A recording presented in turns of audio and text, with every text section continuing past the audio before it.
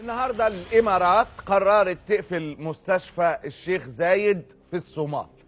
والله خلاص معلش بقى مش هنقدر نعالج حد. ايه يا جماعه الجهاز النهارده يعني انا تعبت منه جدا بجد. قال لك ايه؟ الامارات تغلق مستشفى الشيخ زايد في الصومال. ده موقع الامارات اليوم. مرحبا بكم مستشفى الشيخ زايد. انا بقى قرر اغلاق بالعاصمه الصوماليه دون ان يصدر تصريح رسمي حول هذا الامر. مش محتاجين، وشحنوا الاجهزه في السفاره. المستشفى ده كان مستشفى خيري بيعالج الصوماليين. بيقول لك في راجل كان معلق اسمها ايه الكمبوله دي ولا اسمها ايه؟ امبوله اللي هي بتعمل الميه بملح دي كده يعني. محلول بس ليها حاجه كاليونه اللي هم الدكاتره عارفينها والممرضين. كانيولا يعني السيسي مش احسن مننا. المهم كانيولا دي سحبوها منه واللي كان في عربيه اللي في العمليات رفعوا عنه جهاز التنفس. صومالي عادي يعملوا فيه اللي هم عايزين، يرفعوا عنه بتاعه التنفس عادي يعني. مشهد بيعبر لك يقول له يعني ايه الفجر في الخصومه. المستشفى دي المفروض انها لوجه الله، المفروض انها لوجه الله، وما كان لوجه الله دام واستمر، وما كان لغير الله انقطع واتقطم. وشالوا المستشفى عشان الخناقه اللي امبارح اتكلمنا عنها بشكل كبير. انا هوريك ازاي الاحوال ممكن تتبدل. الله يرحمه مصطفى محمود قال لك من يقرأ التاريخ ويؤمن بحكمة القدر يعرف ان الايام دول فاغنياء اليوم هم فقراء الغد وملوك اليوم هم عبيد الغد يعني وتلك الايام نداوله بين الناس. دي وثيقة صومالية من اكتر من 120 سنة.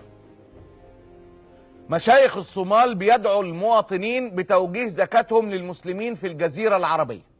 دي وثيقة صومالية من أكتر من 120 سنة يدعو فيها مشايخ الصومال أهالي الصومال إنه يوجهوا الزكاة لأهل نجد والحجاز، حيث كانت البلاد تعاني في تلك الفترة من أشد موجات القحط والمجاعات على وجه الأرض.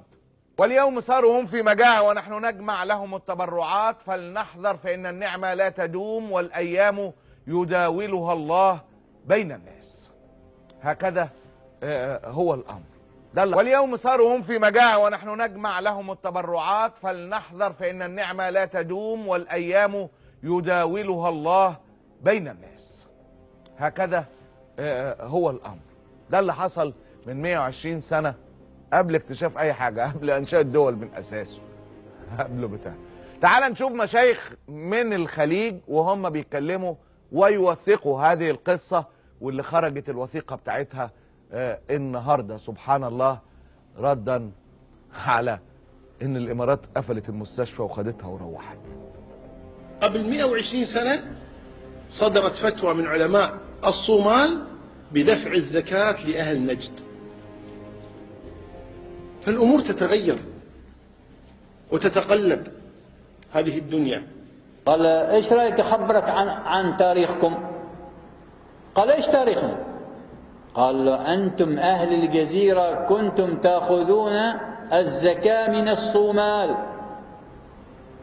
طبعا بعض الناس ما يصدقوا ما كذا. الصومال فقير الان.